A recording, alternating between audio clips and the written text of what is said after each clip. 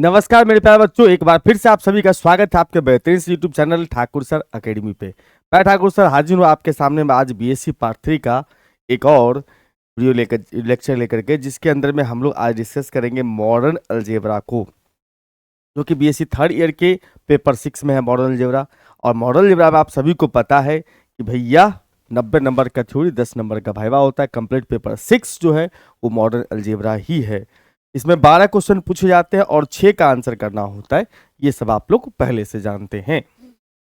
और आज हम लोग LNMU का मतलब मिथिला यूनिवर्सिटी का डिस्कस करेंगे 2019 का क्वेश्चन, 2019 का क्वेश्चन PYQ, जिसका लेक्चर नंबर 3 होने वाला है। आज लेक्चर नंबर 3 होने वाला है और इसमें डिस्कस करेंगे हम लोग 7B से लेकर के अप टू 12 क्वेश्चन तक।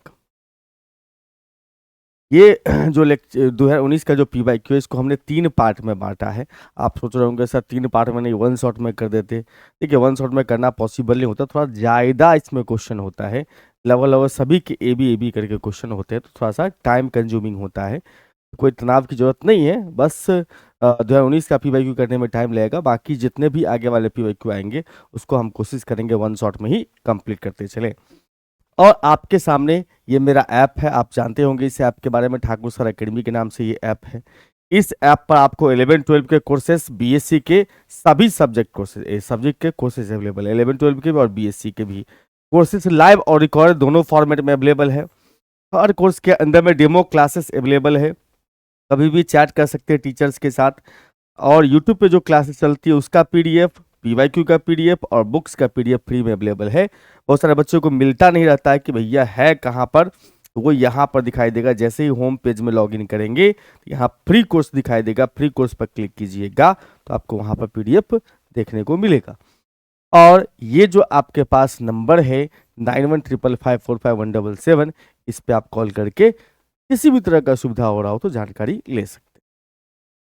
शुरुआत करते हैं सर क्वेश्चन नंबर 7 का, बी, जिसमें है भैया भी एक वेक्टर स्पेस है n डायमेंशन का, तो प्रूफ करना है any set of n linear independent elements of V is basis. मतलब किसी भी any set of n linear dimension and n linear independent elements of V is basis. मतलब कि n एलिमेंट्स वाला जो लीनियर इंडिपेंडेंट एलिमेंट्स का set भी है वो बेसिस बनेगा, ये प्रूफ करना है।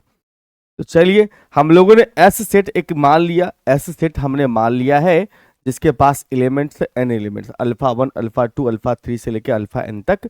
B का linearly independent subset of finite dimensional vector space BF of dimension n। मतलब BF जो है n डायमेंशन, BF जो है वो n डायमेंशनल वेक्टर स्पेस है, उसके उसी के सबसेट्स जो है, उसका सबसेट जो है S हमने कंसीडर करा, जिसके एलिमेंट्स अल्फा 1 से लेकर अल्फा n तक है और लीनियरली इंडिपेंडेंट है वो। ठीक है, अगर ये S बेसिस नहीं हो, if S is not basis for V, देखो, then it can be extended to form a basis of V। मतलब थोड़ा देर के लिए हमने सपोज करा कि ये S जो है वो बेसिस नहीं बन रहा है, इसका मतलब S को हमें एक्सटेंड करना पड़ेगा, बढ़ाना पड़ेगा एलिमेंट्स को। तो we get a basis V must contain exactly n vectors. तब जो है हम लोग पाएंगे कि बेसिस जो है, अच्छा अब ये बात समझिए कि अगर बेसिस जो बनेगा वो n एलिमेंट से ज्यादा नहीं बनेगा, क्योंकि वेक्टर ही n एलिमेंट्स वाला है। वेक्टर n डायमेंशन का मतलब होता है कि वेक्टर V के पास n एलिमेंट्स है, n एलिमेंट्स वाला वेक्टर है। लेकिन हम कह रहे हैं कि यहाँ पर S जो है हमें क्या चाहिए सर, n से ज्यादा वाला। अगर S बेसिस नहीं बन रहा है तो n से ज्यादा वाला एक्सटेंड करना पड़ेगा, V को एक्सटेंड करना पड़ेगा। देन इट कैन बी, मतलब S को एक्सटेंड करेंगे हम लोग, ठीक है, basis to form the basis. मतलब अगर S बेसिस नहीं बनेगा तो S के एलिमेंट्स को हमें एक्सटेंड करना पड़ेगा। बट हम ये जानते हैं कि V के पास n एलिमेंट्स हैं, V के पास n एलिमेंट्स है, तो उससे ज़्यादा एक्सटेंशन पॉसिबल इसका नहीं है। यानी कि हमने जो माना है कि बेसिस नहीं है वो कंट्राडिक्ट हो गया। क्यों कंट्राडिक्ट हो गया सर? तो आप ये समझिए कि एस के पास एन एलिमेंट्स ऑलरेडी लिए हुए हैं। अब अगर ये बेसिस नहीं बनेगा तो इसमें बढ़ाना पड़ेगा एलिमेंट, जो बढ़ाना पॉसिबल ही नहीं है क्योंकि एस सबसेट है किसका, बीएफ का। बीएफ के पास एन एलिमेंट्स है तो बढ़ेगा कैसे भाई मेरे, बढ़ा ही नहीं सकते, एन एलिमेंट्स ज़्यादा ले ही नहीं सकते हैं। इसका मतलब आवर सपोजिशन इज रॉन्ग, हमने जो माना वो गलत हो गया, कंट्राडिक्ट आ गया। इसीलिए एस ही बेसिस बनेगा और दूसरा कोई भी बेसिस नहीं हो सकता। If a vector v over the field f, मतलब वेक्टर स्पेस vf है, n डायमेंशन का है, n डायमेंशन का, n पॉजिटिव होगा, तो हमें प्रूफ करना है v is isomorphic to vector space vnf of all n tuples of scalars. मतलब कह रहा है कि आपको कह रहा है कि v अगर n डायमेंशन का वेक्टर स्पेस है तो आपको प्रूफ करना है v आइसोमॉर्फिक होगा VNF के। आइसोमॉर्फिक का मतलब ये होगा मेरे भाई कि एक फंक्शन कंसीडर करना होगा V2 VNF, और इसको हम प्रूफ करेंगे, कि ये 1 ऑन टू हो, 1 ऑन टू एंड कंपोजिशन को सेटिस्फाई करता हो, 1 onto and vector composition जो होता है उसको सेटिस्फाई कर लेगा तो कहलाएगा आइसोमॉर्फिज्म। तो चलिए अल्फा 1 से लेके अल्फा n तक जो है बेसिस मान लिया किसका, वेक्टर स्पेस VF का। Then every vector alpha of V can be uniquely express as this, मतलब कह रहा है कि अगर कोई भी वेक्टर स्पेस का बेसिस बनता है तो उसका जो एलिमेंट्स होता है, ये अगर बेसिस बन रहा है तो इसके जो एलिमेंट्स होंगे वो क्या होगा, इसके लीनियर कॉम्बिनेशन के फॉर्म में एक्सप्रेस किया जा सकता है।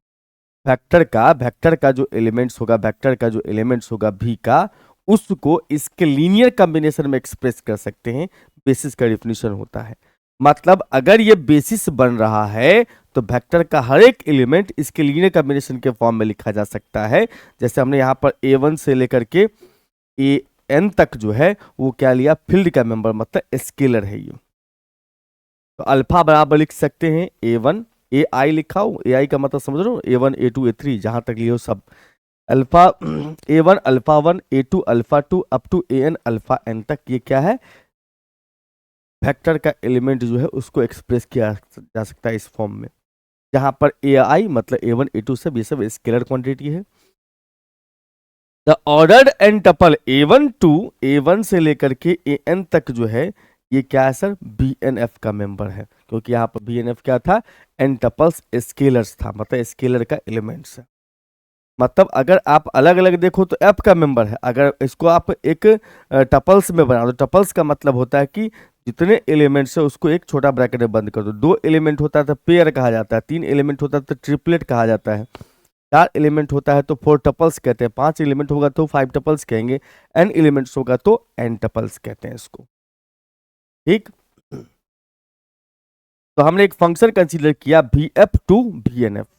हमने क्या कहा था अभी, V टू VNF एक फंक्शन कंसीडर किया जो डिफाइन किया जा रहा है कुछ इस प्रकार से, alpha F alpha is equal to A1 A2 to AN n tuples. क्योंकि देखो जो एलिमेंट्स होगा अपने पास में VNF का, वो इस फॉर्म में होगा, अब V का जो एलिमेंट होगा अल्फा के फॉर्म में होगा। इसलिए फंक्शन का जो वैल्यू लिया हम लोगों ने वो कैसा लिया, F alpha is equal to A1 A2 से लेके AN तक। तो पहले आपको दिखाना पड़ेगा कि फंक्शन वेल डिफाइंड है, तब इसको 1 तब ऑन टू, तब जाकर के कंपोजिशन। तो देखो यहाँ पर वेल डिफाइंड के लिए क्या करना होता है, ये देखना पड़ता है कि फंक्शन यूनिक इमेज रखता है कि नहीं रखता है। कोई भी function A to B well defined तभी होता है, या वेल डिफाइंड चेक करने का 2 वे होता है।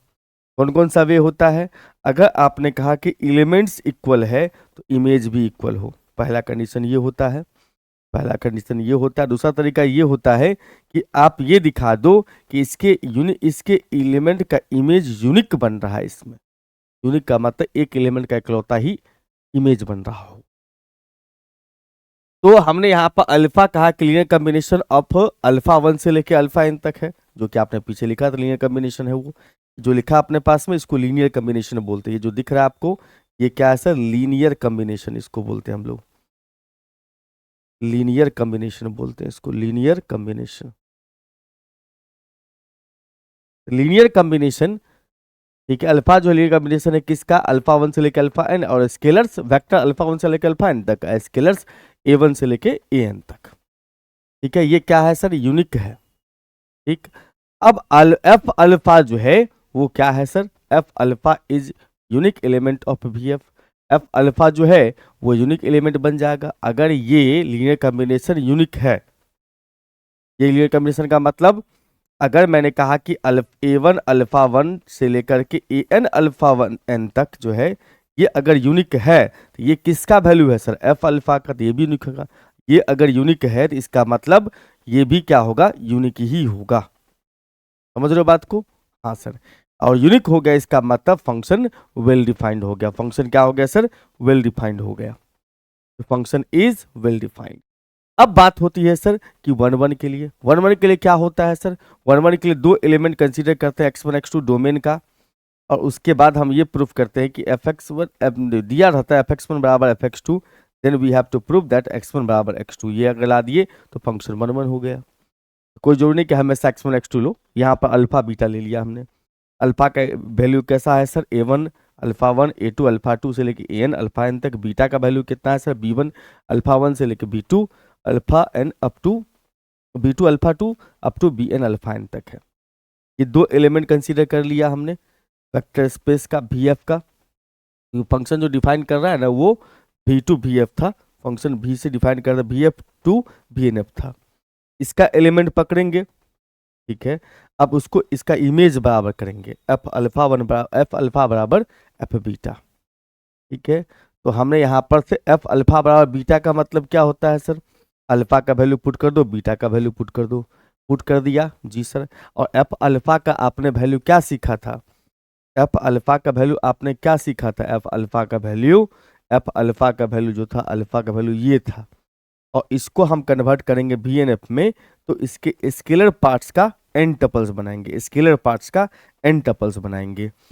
स्केलर पार्ट्स इसका क्या है सर, a1 a2 से लेके an तक स्केलर ये बनाएंगे, n टपल्स बनाएंगे। इसका b1 b2 से लेके bn तक है। जब भी दो n टपल्स बराबर हो तो फर्स्ट एलिमेंट बराबर होगा, सेकंड एलिमेंट बराबर होगा, थर्ड एलिमेंट बराबर होगा, nth एलिमेंट भी इक्वल होगा। इसका मतलब a1 से लेकर के a1 बराबर a2, b1 बराबर a1 बराबर में b1, a2 बराबर b2 अप टू an बराबर bn, याद रखेंगे। एंड दो पेयर जब बराबर होता है तो फर्स्ट एलिमेंट इक्वल होता है, तो दूसरा एलिमेंट भी इक्वल होता है, कॉरस्पॉन्डिंग एलिमेंट इक्वल बोलते हैं इसको। एन टपल्स में वही चलता है। इसका मतलब ये हो गया कि a1 a2 सब जो इक्वल हो गया वो b1 b2 सब इक्वल हो गया। मतलब ये समझो ना कि ये दोनों एलिमेंट्स आपस में ये नंबर सब बराबर हो गया है, ये नंबर सेम हो गया है, ये नंबर सेम हो गया है। जब ये दोनों नंबर सेम हो जाए इसका मतलब अल्फा बराबर बीटा, इसका मतलब अल्फा बराबर बीटा हो जाएगा। इसका मतलब अल्फा बराबर बीटा, तो एफ इज 1 1। अब ऑन्टो के लिए क्या होता है, ऑन्टो के लिए हम लोग एक एलिमेंट पकड़ेंगे कोडोमेन से, मतलब VNF से। Then there exist an element such that, अगर ये VNF का मेंबर है तो लीनियर कॉम्बिनेशन जो होगा इसके साथ अल्फा 1 अल्फा 2 का अप टू अल्फा n तक वो VF का मेंबर होगा। जी हाँ, और VF का मेंबर हो गया, इसका मतलब हम कह सकते हैं अब VF का मेंबर किस प्रकार से होता है सर, तो एफ अल्फा बराबर में n टपल्स। अब n टपल्स है, इसका मतलब आप समझ लो कि भैया इसमें जो स्केलर कंपोनेंट्स है उसका टपल्स बन रहा है। तो क्लियर हो गई बात कि इधर में ये VNF का मेंबर हो गया, VNF का मेंबर हो गया, ये किसका मेंबर हो गया, VF का मेंबर हो गया। इसका मतलब जितना भी एलिमेंट्स है VF का सबका अलग अलग इमेज बन रहा है। हाँ हाँ, और अलग अलग इमेज बन रहा है, इसका मतलब फंक्शन इज ऑन्टो। अब यहाँ पर कंपोजिशन सेटिस्फाई करना है, ग्रुप में होता है ग्रुप कंपोजिशन, और लीनियर ट्रांसफॉर्मेशन इसमें जो होता है अपने पास वेक्टर स्पेस में वो लीनियर ट्रांसफॉर्मेशन पर डिफाइंड होता है। इसमें क्या होता है कि आप फंक्शन के सामने एक एलिमेंट जो एफ अल्फा होता है इसके जगह पर लीनियर एलिमेंट रखो, और रिजल्ट क्या हो जाए, a into F alpha plus b into F beta आ जाए, तो समझ लो कि भैया कंपोजिशन को सेटिस्फाई कर रहा है। ठीक है, ग्रुप कंपोजिशन बोलते हैं इसको, या लीनियर ट्रांसफॉर्मेशन के हिसाब से भी बोलते हैं। तो इससे ग्रुप कंपोजिशन ग्रुप में यूज होता है, यहाँ लीनियर ट्रांसफॉर्मेशन यूज होता है। देखो ए इंटू अल्फा, ए इंटू अल्फा का मतलब अल्फा का वैल्यू पुट कर दिया, बी इंटू बीटा, बीटा का वैल्यू पुट किया जो आपने माना था। अब क्या है सर, अल्फा से मल्टीप्लाई करोगे इसको फर्स्ट को, ए से मल्टीप्लाई करो फर्स्ट इसको, बी से मल्टीप्लाई करो, और दोनों में कॉमन हो जाएगा अल्फा वन, तो आ जाएगा ए वन अब plus b one into alpha one. फिर इसी प्रकार से चलेंगे तो a two plus b two और उसके बाद alpha two up to a n b n alpha n. ठीक है, ठीक है सर। और आपने अभी थोड़ा देर पहले कहा था कि फंक्शन का वैल्यू क्या आता है, तो इसका स्केलर कंपोनेंट्स का एन टपल्स, इसके स्केलर कंपोनेंट्स का एन टपल्स, इसके स्केलर कंपोनेंट का एन टपल्स। तो इसका स्केलर कंपोनेंट्स ये है, इसका एन टपल्स बना लो, बना लिए जी सर।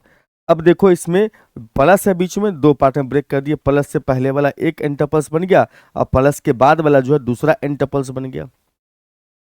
और इस सभी में से देखो तो ए कॉमन, उस सब में से बी कॉमन, हम कह सकते हैं ए इंटू ए वन से लेके ए एन तक, बी इंटू बी वन से लेके बी एन तक।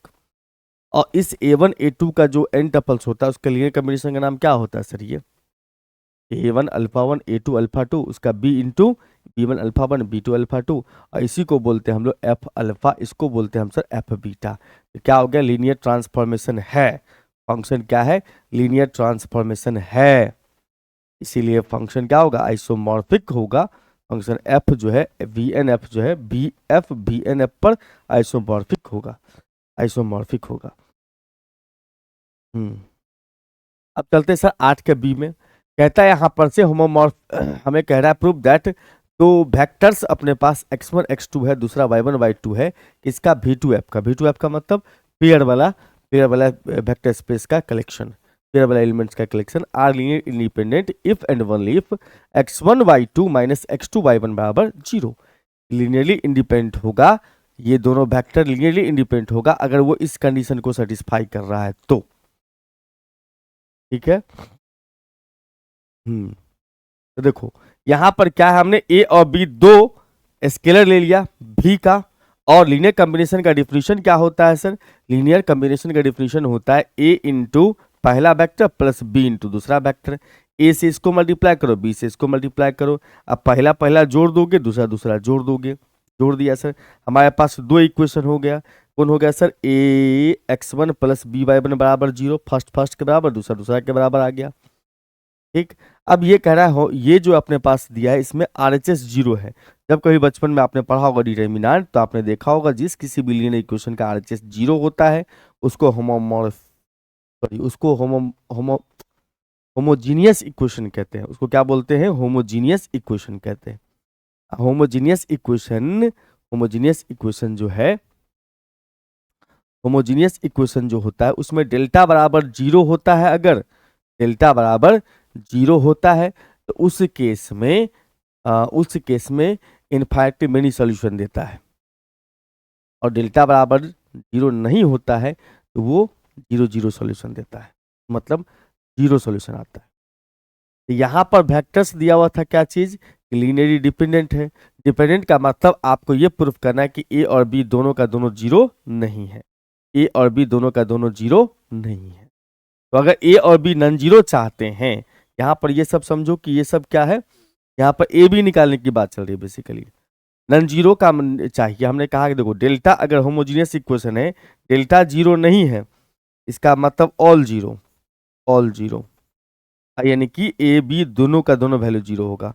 अगर डेल्टा 0 के बराबर हो गया तो नॉट ऑल जीरो, मतलब यहां से ये कह सकते हो कि या तो ए 0 होगा तो बी 0 नहीं होगा, इनफाइनाइटली मेनी सॉल्यूशन होता है, ऑल नॉट 0। हमें 0 तो नहीं ही चाहिए क्योंकि हमें प्रूफ करना है लीनियरली डिपेंडेंट के केस में आपको 0 नहीं चाहिए होगा, तो डेल्टा को 0 करो।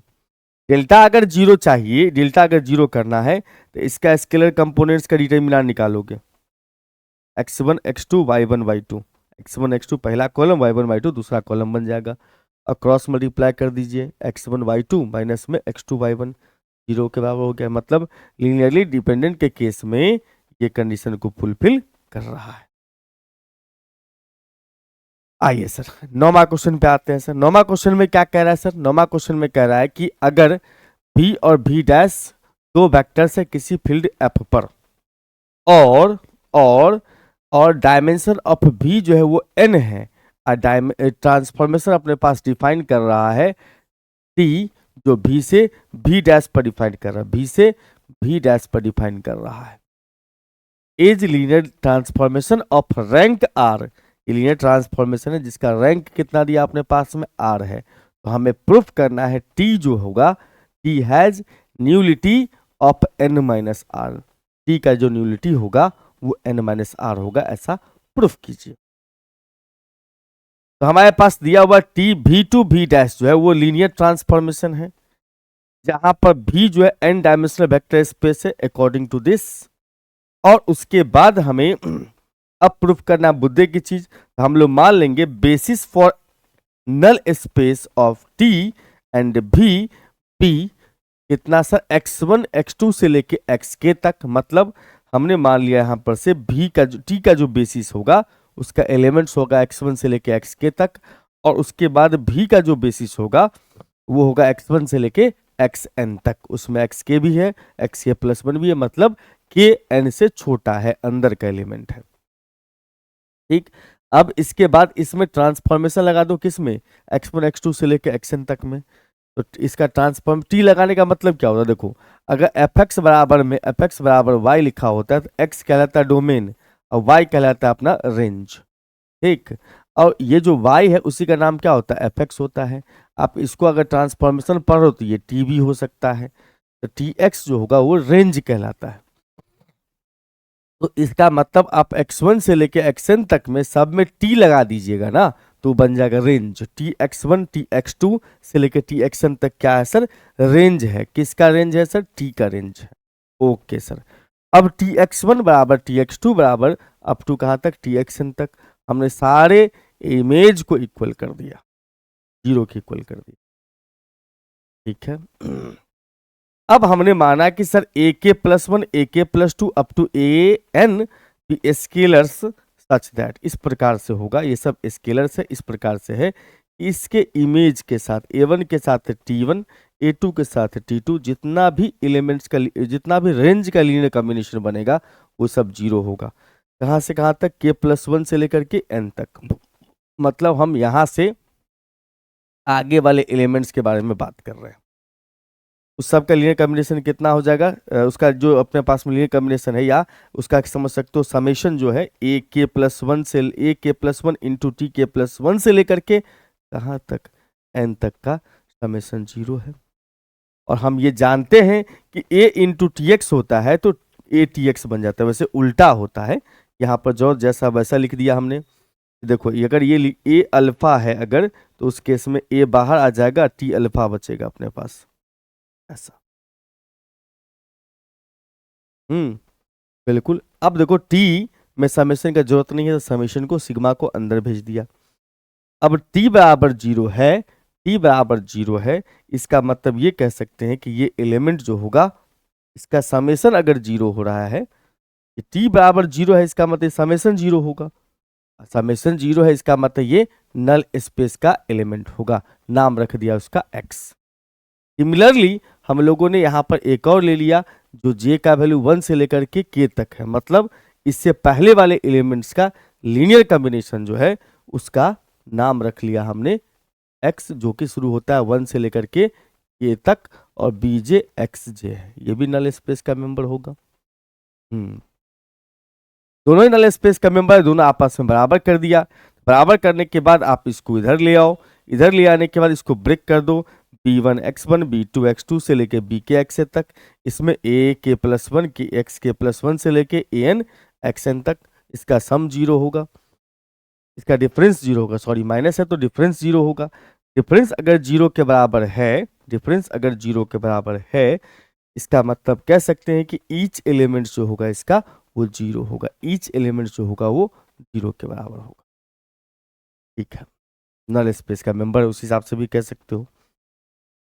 अब यहां पर सर वेक्टर जो है x1 से लेके xn तक जो है वो बेसिस अगर बन रहा है बेसिस है वो क्या होगा, लीनियरली इंडिपेंडेंट होगा। अब ये बात कैसे बोल दी है, जब कभी भी लीनियर कॉम्बिनेशन में स्केलर कंपोनेंट्स अगर जीरो होता है, स्केलर कंपोनेंट्स अगर जीरो होता है तो वेक्टर क्या कहलाता है, लीनियरली इंडिपेंडेंट वेक्टर्स होता है। इसका मतलब कह सकते हैं कि सेट जो अपने पास टी एक्स आई है, जिसमें आई का वैल्यू के प्लस 1 से लेके n तक है, वो क्या होगा, लीनियरली इंडिपेंडेंट होगा, क्योंकि उसी के वेक्टर से बना हुआ है ये। ठीक, it is a basis set for the range T, और ये बन जाएगा अपने पास में बेसिस सेट किसका, रेंज टी का। और रैंक ऑफ टी का जो फॉर्मूला होता है वो क्या होगा सर, n माइनस के। ये कैसे हुआ, तो टोटल n एलिमेंट्स है, टोटल n एलिमेंट्स x1 से लेके xn तक, बीच में जो है xk भी है। इससे इधर वाला जो एलिमेंट्स होगा, इससे इधर वाला जो एलिमेंट्स हो, टोटल एलिमेंट्स में से इससे इधर वाला एलिमेंट माइनस कर दो तो वो कहलाता अपने पास क्या चीज, रैंक। रैंक ऑफ टी बराबर में होता है n माइनस के। n था डायमेंशन ऑफ v, k को हम लोग बोलते हैं न्यूलिटी। तो क्या बोलते हैं हम लोग, न्यूलिटी। नल स्पेस का नल स्पेस के पास इतना एलिमेंट था तो उसको बोलते हैं हम लोग न्यूलिटी। इसका मतलब जो है, रैंक को रो टी से डिनोट करते हैं, डायमेंशन को डायमेंशन ही लिखते हैं, इसको एन टी से डिनोट करते हैं। तो एन टी बराबर हो गया अपने पास में, एन टी बराबर में ये इस साइड, डायमेंशन ऑफ v बराबर में रो टी मतलब रैंक टी। न्यूलिटी बराबर में हो गया, न्यूलिटी ऑफ टी बराबर में ये हो गया n, वो हो गया r, n माइनस आर। आई बात समझ में, बहुत बढ़िया। अब आते हैं सर अपने पास में 10वां क्वेश्चन का ए, कहता है डिफाइन करिए eigen value and eigen vector को of linear operator T on the finite dimensional vector space भी, vector space. Prove that the eigen value of T, eigen vector of T difference, prove that eigen vector of t belonging to different eigen values of t are linearly independent। मतलब अलग अलग eigen value के लिए जो अलग अलग निकलता है आइजन वेक्टर, वो क्या होगा वो क्या होगा सर, वो लीनियरली इंडिपेंडेंट होगा। प्रूफ कीजिए। तो पहले डिफिनीशन वाला पार्ट को देखते हैं। t क्या है सर, लीनियर ऑपरेटर है on the finite dimensional vector space Bf. Then a scalar lambda belongs to F is called characteristic या eigen value of T if there exists a non-zero vector alpha Bf such that T alpha बराबर में lambda alpha। ये eigen value का definition था कि अगर T alpha बराबर में लेमडा अल्फा होता है, जहां पर ये लेमडा नॉन जीरो स्केलर है, लेमडा क्या है, नॉन जीरो लेमडा कोई भी फील्ड का मेंबर हो सकता है, बट अल्फा क्या है, नॉन जीरो वेक्टर है। तो अगर अल्फा का वैल्यू जीरो के बराबर नहीं है, alpha this vector alpha zero के बराबर नहीं, associate with the eigen value lambda is called characteristic या आइजन वैल्यू ऑफ टी। मतलब अगर वेक्टर जीरो नहीं है तब जो लेमडा का वैल्यू आता है वही लेमडा का वैल्यू कहलाता है आइजन वैल्यू या कैरेक्टरिस्टिक वैल्यू। ठीक, और आइजन वैल्यू नहीं, आइजन वेक्टर और कैरेक्टरिस्टिक वेक्टर। लेमडा का जो वैल्यू आता है ना, आइजन वैल्यू, ये जो अल्फा है ना, अल्फा, वो अल्फा कहलाता है अपना सर, अल्फा कहलाता है आइजन वेक्टर, और जो लेमडा होता है उसको बोलते हैं हम लोग आइजन, एक minute, this vector alpha associate with the eigen values lambda. Oh, it's my mistake. Alpha क्या है सर, वेक्टर है, ये आइजन वैल्यू लेमडा से निकला हुआ अगर हो, मतलब लेमडा के डिफरेंट वैल्यू से जो अल्फा का वैल्यू आता है उसको कैरेक्टरिस्टिक या आइजन वेक्टर कहते हैं।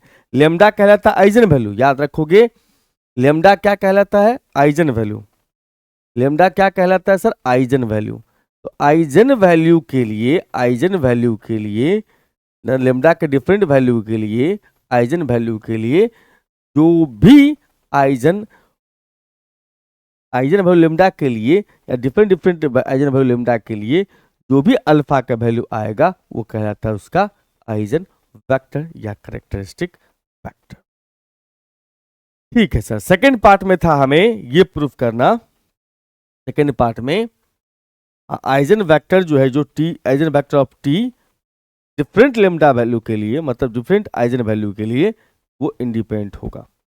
तो लेमडा 1 से लेके लेमडा n तक हमने क्या मान लिया sir, n distinct values of T, मतलब ये आइजन वैल्यूज हमने मान लिया। और उसके लिए वेक्टर्स कौन सा मान लिया, अल्फा 1 अल्फा 2 से लेके अल्फा n तक वो क्या है, आइजन वेक्टर है किसका, टी का। ठीक है मतलब इसके लिए इस तरह से आपने मान लिया। तो इसका जो लीनियर कॉम्बिनेशन लिखोगे वो कैसा होगा, या उसका ट्रांसफॉर्मेशन लिखोगे तो कैसा होगा, टी अल्फा आई बराबर में कितना, लेमडा आई अल्फा आई। कैसे हो गया सर, तो टी अल्फा बराबर आपने पीछे लिखा था लेमडा अल्फा, लिखा था ना, हाँ सर, टी अल्फा बराबर में लेमडा अल्फा यहाँ पर लिखा था, टी अल्फा बराबर लेमडा अल्फा माना था, यह लिया था डेफिनेशन का जो पार्ट है वो। तो यहाँ पर मान लिया एस जो है वो अपने पास अल्फा 1 से लेके कहाँ तक है सर, अल्फा n तक। ये क्या है, बेसिस हम मानने जा रहे हैं।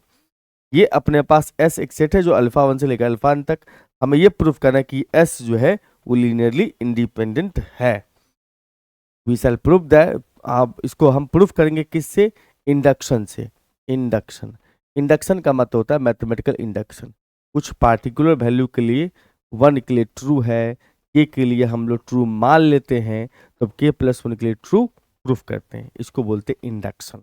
इंडक्शन का मतलब होता है कि भैया आपको जो दिया हुआ स्टेटमेंट उसको प्रूफ करना है। जब के दिया हुआ है तो उसके लिए जो दिया हुआ उसमें आप जो है n के जगह 1 रख लोगे, फिर n के जगह एक के लिए प्रूफ कर लोगे, के लिए मान लोगे, या के प्लस 1 के लिए प्रूफ करोगे, तो वो होता है इंडक्शन। तो जो दिया है अपने पास में n का वैल्यू 1, इफ n बराबर 1, s contains only one non zero vector, therefore s is linearly independent. अब देखो n के जगह पर 1 पुट करेंगे तो यानी कि सिर्फ अल्फा 1 पकड़ेंगे, अल्फा 1 होगा, अल्फा 1 जो होगा, अल्फा 1 का स्केलर लीनियर कॉम्बिनेशन क्या हो जाएगा, लेमडा 1 इंटू अल्फा 1 बराबर 0। यहाँ से लेमडा 1 बराबर 0 कह सकते हैं, हाँ, तो आइजन वैल्यू 0 हो गया, इन लेमडा का वैल्यू 0 हो गया, इसका स्केलर पार्ट 0 हो गया, लीनियरली इंडिपेंडेंट हो जाएगा। लीनियरली इंडिपेंडेंट है जब आप एक एलिमेंट पकड़ोगे तब। अब के एलिमेंट्स पकड़ेंगे तो उस केस में ये क्या होगा, लीनियरली इंडिपेंडेंट होगा, ऐसा हम लोग मान लेंगे, तब प्रूफ करेंगे के प्लस 1 के लिए। तो हम तब then we have to prove that this theorem या this condition for k plus 1 elements, alpha 1 से लेकर अल्फा के तक था, अब के प्लस 1 एक बढ़ गया, ये क्या है सर, लीनियरली इंडिपेंडेंट है। अब देखो A1 से लेके A1 A2 से लेकर के ए के प्लस 1 तक के स्केलर्स ले लिए, स्केलर लिए तो उसका लीनियर कॉम्बिनेशन 0 किया हमने, A1 अल्फा 1 A2 अल्फा 2 से लेकर के an अल्फा n तक, वो क्या हो गया सर, 0 वेक्टर हो गया। दोनों तरफ t लगा दो, ट्रांसफॉर्मेशन ऑफ t 0 हो जाएगा 0 वेक्टर का। अब ये जानते हो कि स्केलर बाहर होता है, अभी भी चर्चा हुई थी कि t अल्फा x होगा तो हम लोग अल्फा को बाहर करके tx लिख सकते हैं, है ना, tx लिख सकते हैं इस प्रकार से, तो बाहर कर दिया उसमें। अब देखो यहाँ पर t अल्फा 1 का वैल्यू क्या होता है सर, t अल्फा 1 का वैल्यू क्या होता है, तो लेमडा 1 अल्फा 1, t अल्फा 2 का lambda 2 alpha 2, up to t alpha k plus 1 के लिए lambda k plus 1 alpha k plus 1। अब क्या करना है सर, दूसरा इक्वेशन हमने कंसीडर किया, इसको पहला इक्वेशन कंसीडर किया।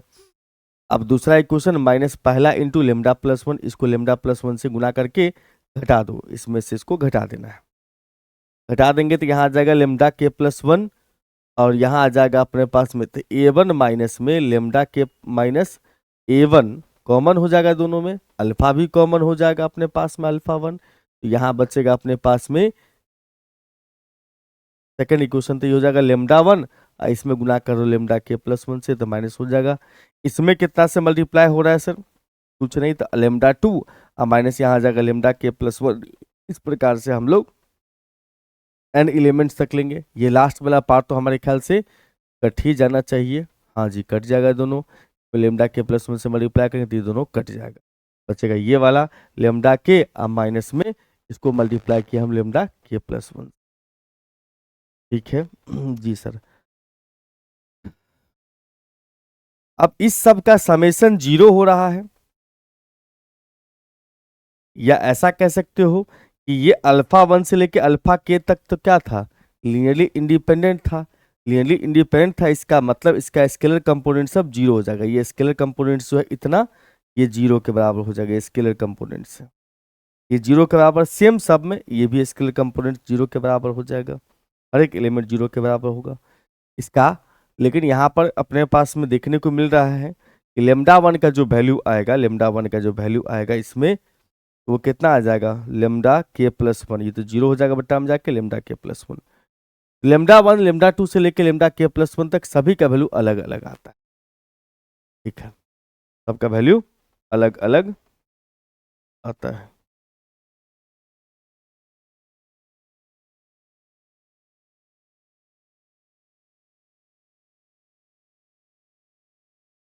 Hard disk.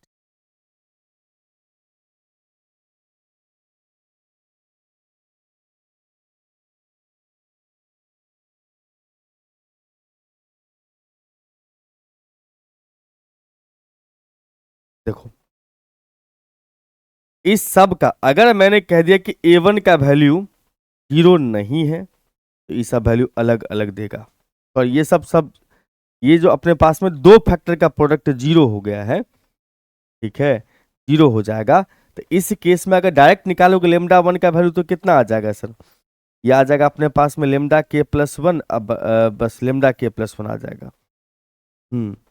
देखो यहाँ पर अगर देखा जाए तो आपको क्या करना है, लीनियरली इंडिपेंडेंट लेना है तो सारे स्केलर कंपोनेंट्स को 0 के बराबर ले लोगे, और ये जितना भी वैल्यू आएगा a1 a2 से लेके ak तक उस सबको 0 के बराबर कर दो। सॉरी, इस सबको पुट कर दो या करके इसमें फर्स्ट में, तो यहाँ से लेके यहाँ तक का जो मामला हो जाएगा वो 0 हो जाएगा।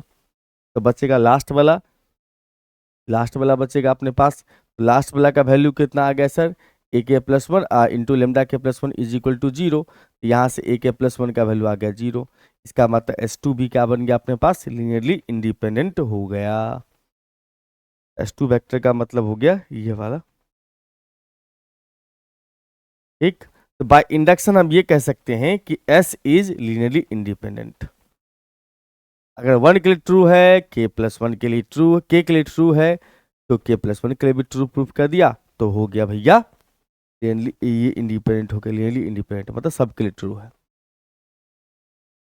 हाँ जी, कहता है यहाँ पर से अपने को आइजन वैल्यू निकालो मैट्रिक्स का। मैट्रिक्स का आइजन वैल्यू कैसे निकालते हैं, तो मैट्रिक्स का आइजन वैल्यू निकालने के लिए हम लोग कैरेक्टरिस्टिक इक्वेशन लिखते हैं। मैट्रिक्स अपने पास में दिया हुआ ए, सिंस ए बराबर अपने पास में दिया हुआ है 0 3 2 और -1। अब यहाँ पर से लिखोगे since the characteristic equation, characteristic equation is a minus में लेमडा आई का determinant is equal to 0। a minus lambda I का डिटर्मिनेंट इक्वल टू, इसका मतलब यहां से a रहेगा अपने पास में, वो लेमडा आई का मतलब क्या होता है, लेमडा आई का मतलब हो गया सर लेमडा 0 0 लेमडा। अरे ये कैसे हो गया सर, लेमडा इंटू आई का मतलब 1 0 0 1 लेमडा आई। डायगोनल में आप लेमडा घटा लो, इसका मतलब आ जाएगा अपने पास में 0 माइनस में लेमडा, ये हो जाएगा 3 2, ये हो जाएगा अपने पास -1 minus lambda is equal to 0। यहाँ से ये कह सकते हो, इसको मल्टीप्लाई करोगे माइनस लेमडा से तो minus lambda minus plus plus बना देगा, प्लस लेमडा स्क्वायर माइनस में 6 बराबर 0। यहाँ से लिख सकते हो लेमडा स्क्वायर प्लस में लेमडा माइनस 6 बराबर 0। फैक्टर बन जाएगा अपने पास में लेमडा स्क्वायर प्लस में 3 लेमडा, एक्स मत समझ लेना, ये लेमडा स्क्वायर है plus 3 lambda minus 2 lambda minus 6 बराबर 0। अब यहाँ पर से हम देखें तो लेमडा इसमें से कॉमन हो गया तो लेमडा प्लस में 3, और इसमें से 2 कॉमन हो गया तो लेमडा प्लस में 3 इज इक्वल टू 0। यहाँ से आ जाएगा लेमडा -2 एक फैक्टर और दूसरा हो गया लेमडा प्लस 3 बराबर 0। यहाँ से लेमडा का वैल्यू आ जाता है अपने पास 2 और -3, जो लेमडा का वैल्यू है यही अपना आइजन वैल्यू है। देयरफॉर या हेंस आइजन वैल्यूज आर 2 और -3। आपने ये पार्ट 1 में भी सीखा होगा मैट्रिक्स के अंदर में। आइए सर 11 का ये प्रूफ करना है Cauchy's Schwarz inequality. Cauchy's Schwarz inequality proof करना है हिल्बर्ट स्पेस में। ये टॉपिक कॉमन है, फंक्शनल में भी है और मॉडर्न अलजेब्रा में भी है। एक्स और वाई जो है दो हम लोग वेक्टर्स ले लिए हिल्बर्ट स्पेस एच का। हिल्बर्ट स्पेस को ऐसे डिनोट करते हैं, और एक्स वाई का जो इनर प्रोडक्ट होता है उसका modulus less than equal to होगा norm of x into norm of Y. ये कुछ चीज का स्टेटमेंट है। अब इसको प्रूफ कैसे करते हैं सर? तो पहला केस लेते हैं, दोनों में से कोई एक एक्स और वाई में से जीरो हो। अगर ये एक्स जीरो होगा, एक्स अगर जीरो हो जाए, सॉरी वाई जीरो अगर हो गया, वाई जीरो हमने ले लिया, वाई जीरो हो गया, तो कोई भी दो वेक्टर के इनर प्रोडक्ट में एक वेक्टर अगर जीरो है तो रिजल्ट जीरो आएगा, जीरो का मॉडुलस जीरो होगा। अगर इसमें देखा जाए आरएचएस में तो norm of x into norm of y है, नॉर्म वाई को जीरो कर दोगे ये जीरो हो जाएगा, इक्वल हो रहा है। ये नहीं कि ये स्टेटमेंट ट्रू है जब वाई जीरो है। ये जो टॉपिक है स्वार्ज इनइक्वालिटी या हिल्बर्ट स्पेस जो है हम लोग को पढ़ना है फंक्शनल एनालिसिस में। ऑप्शनल पेपर अगर आप रखते हैं फंक्शनल एनालिसिस, तब अगर ऑप्शनल पेपर रखे होंगे फंक्शनल एनालिसिस तो मॉडल अलजेब्रा का 2-3 क्वेश्चन तो ऐसे ही कवर हो जाएगा यहीं से, फंक्शनल एनालिसिस से ही। इसीलिए फंक्शनल एनालिसिस हम पढ़ाते हैं ताकि आपको फायदा मिल जाए। जब जीरो के बराबर नहीं हो, दोनों में से कोई वेक्टर वाई अगर जीरो के बराबर नहीं है तो उस केस में लेमडा के स्केलर क्वांटिटी मान लिया। और हम जानते हैं किसी भी वेक्टर का जो नॉर्म होता है, किसी भी क्वांटिटी का नॉर्म जो होता है वो always greater than equal to zero होता है, नन जीरो होता है।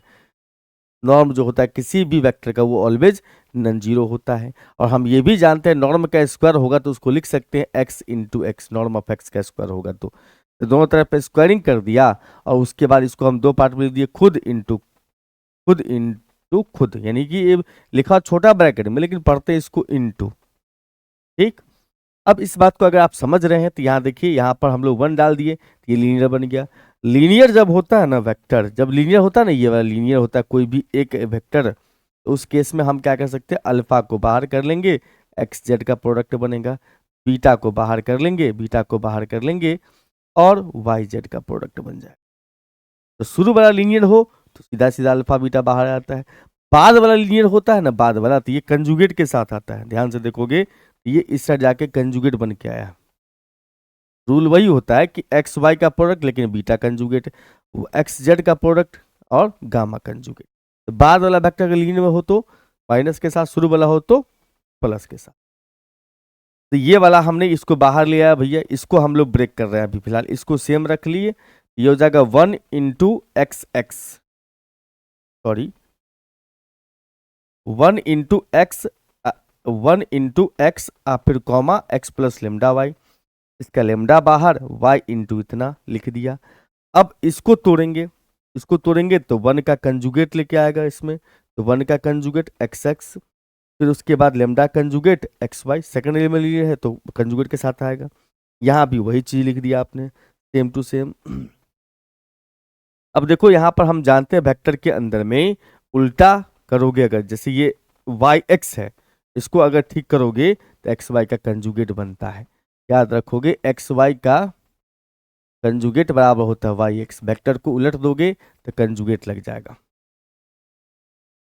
हाँ सर, तो कंजुगेट लगा लिया।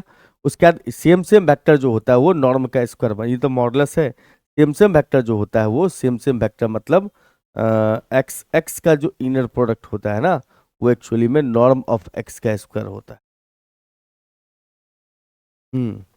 जो हमने तोड़ा भी अभी ब्रेक भी किया था वो तो हमने शायद यहाँ भी बता ही दिया था आपको। हाँ सर, बन जाता है नॉर्म का स्क्वायर। ये एक्स एक्स है पहला एलिमेंट तो नॉर्म का स्क्वायर बन गया। दूसरा वाला सेम है, इसको उल्टा कर दिए, कंजुगेट लग गया है। ठीक है, बाकी सब आप इसे समझ लो, ये खुद के साथ है, खुद का कंजुगेट, तो कॉम्प्लेक्स नंबर में जानते हैं मॉडुलस का स्क्वायर बन जाएगा। ये ठीक है। लेमडा के जगह पर पुट कर दीजिए सर माइनस एक्स वाई का इनर प्रोडक्ट बटा वाई के नॉर्म का स्क्वायर। ये अपने तरफ से पुट करना होगा, अपने अकॉर्डिंग आपको अपना जो लाना है उसके हिसाब से।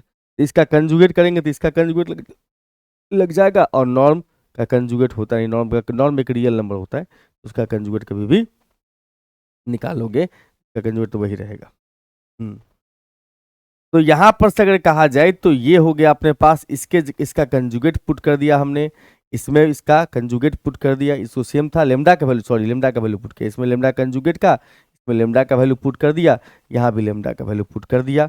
उसके बाद सर हम देख रहे हैं यहाँ इसका कंजुगेट आ चुका, तो होल मॉडुलस का स्क्वायर बन जाएगा, कंजुगेट आ चुका मॉडुलस का स्क्वायर बन जाएगा, ये हो जाएगा अपने पास में प्लस, और ये बन जाएगा अपने पास में स्क्वायर, मॉडुलस का स्क्वायर, ये रहेगा नॉर्म का स्क्वायर सेम, तो पावर 4 हो जाएगा, नॉर्म स्क्वायर तो पावर 2 से 2 कट जाएगा, और ये जैसे पावर 2 कटा तो दोनों सेम क्वांटिटी हो गए, दोनों कैंसिल कर लो, और हम यहाँ से देख पाएंगे कि भैया ये जो मामला है ये उस साइड चला गया, तो नॉर्म ऑफ एक्स का square is greater than equal to modulus of x y का इनर प्रोडक्ट, एक्स वाई के इनर प्रोडक्ट का मॉडुलस ऑफ एक्स वाई के इनर प्रोडक्ट का स्क्वायर बेटा नॉर्म का स्क्वायर, नॉर्म इस साइड चला गया। अब बाद में आप इसको इधर लिख लो, इसको इधर लिख लो, बात बराबर है, प्रूफ हो गया। स्क्वायर हटा दो मॉडुलस के, ये स्क्वायर हटा दो दोनों तरफ से, रूट ऑन बोथ साइड, ये बहुत आसान है, एक बार लिख लोगे तो अपने आप याद ही हो जाएगा। ये भी बैनेक स्पेस जो है ये भी अपने पास में फंक्शनल एनालिसिस में है, इसलिए हम पढ़ाते पेपर 8 में फंक्शनल एनालिसिस, क्योंकि एडवांटेज क्या है, एक साथ दो दो क्वेश्चन आपको यहाँ पर दो जगह का काम हो जाता है, यानी दो क्वेश्चन के आसपास में आपको मॉडल एल्जेब्रा भी बन जाएगा। ये एडवांटेज है फंक्शनल एनालिसिस ऑप्शनल पेपर पढ़ने से। हम तो कहते हैं जो भी बच्चे अगर ऑप्शनल पेपर में फंक्शनल एनालिसिस के अलावा कुछ और सोचो हो, मत सोचो, फंक्शनल एनालिसिस ले लो, पढ़ लो, बहुत ज़्यादा नहीं, 25-30 लेक्चर का हमारे ऐप पे कोर्स है, काम हो जाएगा पूरा का पूरा, वहाँ भी फायदा मिल जाएगा, यहाँ भी फायदा मिल जाएगा। एलपी अपने पास में ले लिया हमने, कहता है इसमें बैनेक स्पेस से कैसा बनाओ जो हिल्बर्ट स्पेस नहीं होगा, कंस्ट्रक्ट बैनेक स्पेस जो हिल्बर्ट स्पेस नहीं है। हमने एलपी जहां पर पी का वैल्यू 2 नहीं है, ये हमने स्पेस मान लिया, ठीक है, जिसका नॉर्म कुछ इस प्रकार से, नॉर्म ऑफ एक्स पी बराबर सिग्मा आई का वैल्यू 1 से लेके इन्फिनिटी तक, मॉडुलस ऑफ एक्स आई का पावर पी उसका होल पावर पी, नॉर्म ऐसे डिफाइन होता है किसमें, हिल्बर्ट स्पेस में। और हमने x वेक्टर ले लिया 1 -1 0 0 बाकी, ये -1 +1 0 0 बाकी। हम जानते हैं कि सर बैनेक स्पेस जो है होता है, we know that Banach space is a Hilbert space if and only if parallelogram law is satisfy, यानी कि कोई भी बैनेक स्पेस हिल्बर्ट स्पेस बन जाएगा अगर वो parallelogram law of addition, parallelogram law को सेटिस्फाई करता है। तब पैरेललोग्राम लॉ को सेटिस्फाई करने का मतलब ये होता है कि norm of X plus Y का square plus norm of X minus Y का स्क्वायर बराबर 2 इंटू नॉर्म ऑफ एक्स का square plus 2 into norm of Y का स्क्वायर, यहाँ पी में डिफाइंड है तो इसलिए पी नीचे लिखा हुआ सबके। नॉर्म ऑफ एक्स पी आपने देखा था, यहाँ पर जस्ट हमने लिखा हुआ था नॉर्म ऑफ एक्स पी का वैल्यू ये है, इसका पावर पी इस साइड ले आओगे, पावर पी उस साइड ले जाएंगे, या इसको ऐसे भी है, इसको ब्रेक कर लो, इसको ब्रेक करोगे तो आई का वैल्यू 1 से इन्फिनिटी तक, एक्स आई x1 बन जाएगा, x2 बन जाएगा, टू इन्फिनिटी तक जाना है। ये x1 था, -1 कहाँ से आ गया सर, तो x का जो वैल्यू है ये है अपने पास x1, ये है x2, बाकी x3 सब जीरो है, ये y1 y2 बाकी सब जीरो है, तो ये -1 लिख दिया, बाकी सब जीरो बन चुका है, -1 का मॉडुलस है तो +1 का पावर भी, तो 2 का पावर पी बन गया। सिमिलरली निकालेंगे तो इसमें भी बनेगा वही चीज़, क्योंकि ये दोनों जाके मॉडुलस में प्लस ही हो जाएगा, ठीक है, तो वाई पी का वैल्यू भी आ जाएगा 2 का power 1 by p, x plus Y का जो वैल्यू होगा एक्स प्लस वाई, दोनों वेक्टर को जो जोड़िएगा, इस दोनों वेक्टर को जोड़ेंगे तो -2 बाकी सब जीरो हो जाएगा, दोनों का एडिशन जीरो हो जाएगा। एक्स प्लस वाई का जो वैल्यू होगा वो -2 बाकी सब जीरो है, एक्स प्लस वाई के नॉर्म निकालोगे तो वही आ जाएगा अपने पास में -2 का पावर पी बाकी सब जीरो, ये हो जाएगा अपने पास में -2 के मॉडुलस है तो 2 का पावर पी उसका पावर पी, ये हो जाएगा दोनों कैंसिल, अपने पास 2 आ गया।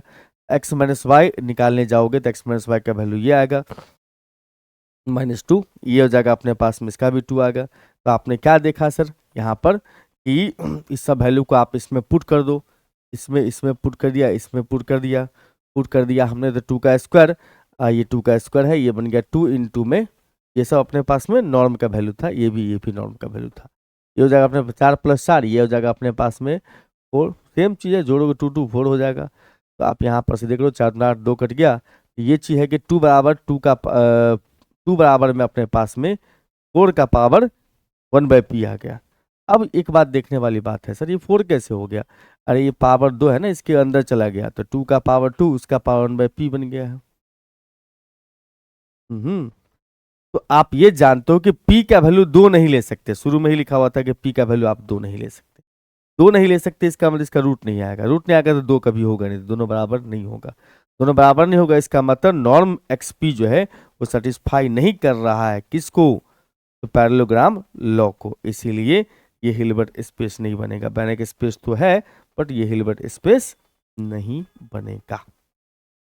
ठीक, अब आते हैं सर मॉड्यूल्स का क्वेश्चन है, 12वां क्वेश्चन मॉड्यूल्स के ऊपर चल रहा है। मॉड्यूल्स का, मॉड्यूल्स के कंसेप्ट को डिफाइन करिए, सब मॉड्यूल्स के कंसेप्ट को डिफाइन करिए, और इसके बाद अगर ए और बी सब मॉड्यूल्स हैं मॉड्यूल एम का, मॉड्यूल का नाम एम होता है जनरली, तो प्रूफ करना है कि ए इंटरसेक्शन बी सब मॉड्यूल होगा, और ए प्लस बी जो होगा वो ए प्लस बी बराबर ए प्लस बी बराबर A plus B, such that A belongs to A, B belongs to B, plus में एलिमेंट्स ऐड होता है, ठीक है, वो क्या है, सब मॉड्यूल होगा, और A plus B by B जो है वो आइसोमॉर्फिक टू हो जाएगा B B by A intersection B. Sub module का डिफिनीशन क्या होता है कि जो भी कोई नॉन एम्प्टी सबसेट है एस किसी सब मॉड्यूल, किसी आर मॉड्यूल एम का, आर मॉड्यूल एम का, आर मॉड्यूल एम का मतलब मॉड्यूल एम का सबसेट है एस, उसको बोलेंगे हम लोग आर सब मॉड्यूल, मतलब सब मॉड्यूल बोलेंगे एम का, इफ वो एडिशन के साथ क्या हो, एडिशन के रिस्पेक्ट में, एडिशन के रिस्पेक्ट में सब ग्रुप बन जाता हो, और आर अगर आर से बिलोंग्स करता है, ए अगर आर से बिलोंग्स करता है, तो आर ए भी एस से बिलोंग्स करना चाहिए। वैसे इसको तो आप बोलते हैं, इसको क्या बोलते हैं सर, याद है आपको, इसको बोलते हैं हम लोग, आर का मेंबर लेफ्ट साइड में है तो लेफ्ट आइडियल बोलते हैं इसको। सब मॉड्यूल्स का डिफिनेशन ये है, ये दो कंडीशन वेरीफाई करना चाहिए। अब पहला केस आपको प्रूफ करना है, उस पर चलिएगा। ए और बी दो सब मॉड्यूल्स है किसका, आर मॉड्यूल्स का, ए और बी तब क्या होगा, एडिटिव सब ग्रुप होगा, एडिटिव सब ग्रुप है तो हम जानते हैं भैया A intersection B is also additive sub group, A और बी एडिटिव सब ग्रुप है तो इंटरसेक्शन भी सब ग्रुप होगा। थ्योरम भी होता है कि ए और बी अगर H1 H2 अगर सब ग्रुप है तो H1 इंटरसेक्शन H2 भी सब ग्रुप होगा। मान लिया कि आर बिलोंग्स करता आर से, ए बिलोंग्स करता इंटरसेक्शन से, तो हम ये जानते हैं भैया कि इंटरसेक्शन का मतलब ये इसका भी मेंबर होगा, ये इसका भी मेंबर होगा, दोनों से बिलोंग्स करेगा, ए का बी का दोनों का होगा। ए जो अपने पास में था सब मॉड्यूल था, सब मॉड्यूल का डिफिनेशन होगा ना भाई कि अगर आर आर का मेंबर है, ए एस का मेंबर है, लेकिन यहाँ इसकी जगह ए है, तो इस केस में आर ए जो है ए का मेंबर होगा। ये कहाँ से बोल रहे हैं सर, ये वाला कंडीशन से। बी सब मॉड्यूल तो बी के साथ भी सेम कंडीशन होगा, आर ए जो है वो भी बी का मेंबर होगा, इसका मतलब आर ए में भी है, आर ए बी में भी है, इंटरसेक्शन में भी होगा, इंटरसेक्शन में होगा, इसका मतलब इंटरसेक्शन सब मॉड्यूल को सेटिस्फाई कर रहा है, क्योंकि इंटरसेक्शन एडिटिव सब ग्रुप है और इंटरसेक्शन के पास आर ए है, इसका मतलब ये सब मॉड्यूल को डिफाइन कर रहा है।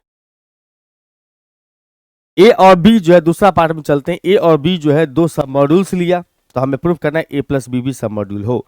ए प्लस बी का डिफिनेशन क्या था, A plus B such that A belongs to A, B belongs to B है। अब आपने कहा कि इसका दो एलिमेंट्स है, एक लिया a1 plus b1, a2 plus b2, ठीक है। अब इसका मतलब ये हुआ कि a1 a2 जो है वो a का मेंबर होगा, b1 b2 जो है वो b का मेंबर होगा।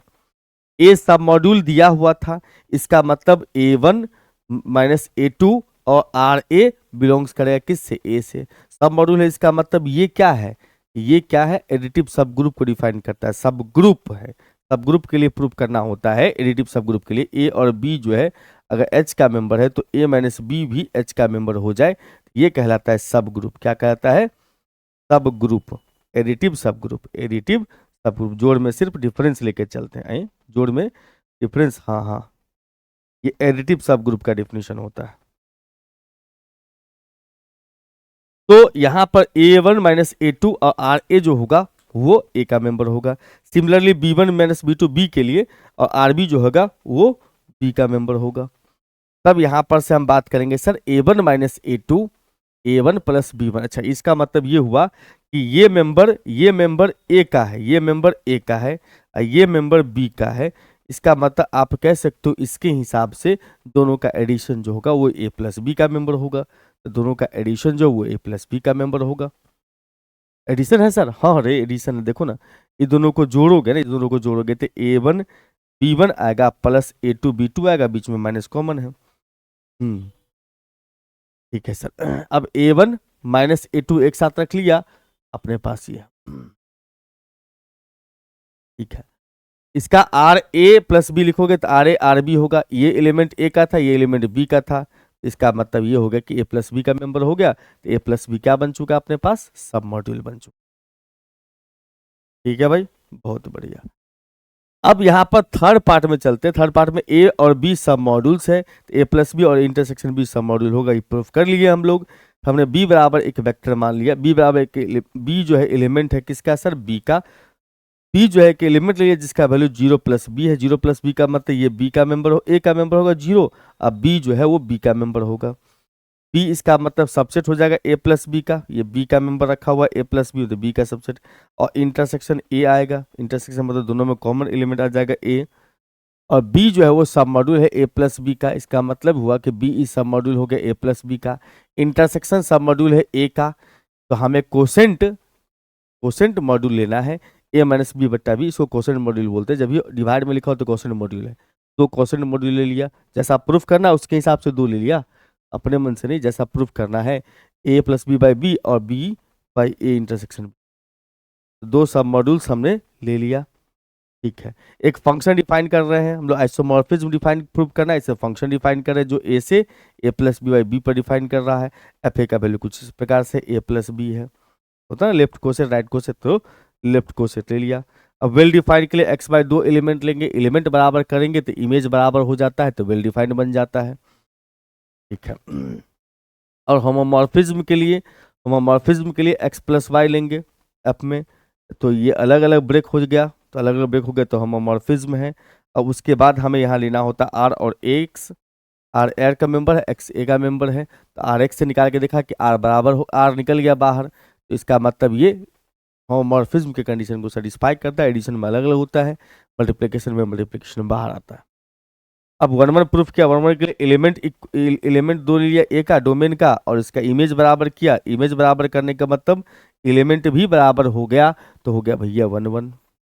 अब ऑन्टो के लिए क्या करना होता है कि सर इमेज का एक एलिमेंट ले लो, फंक्शन इमेज का एक एलिमेंट लोगे तो इमेज का शकल कैसा होता है सर, इमेज का शकल कैसा होता है, इमेज का शकल कैसा होता है, इमेज का शकल होता है जो लिखा हुआ है यहाँ पर उतना प्लस बी, इमेज का शकल तो वही होता है जो लिखा हुआ उतना प्लस में बी।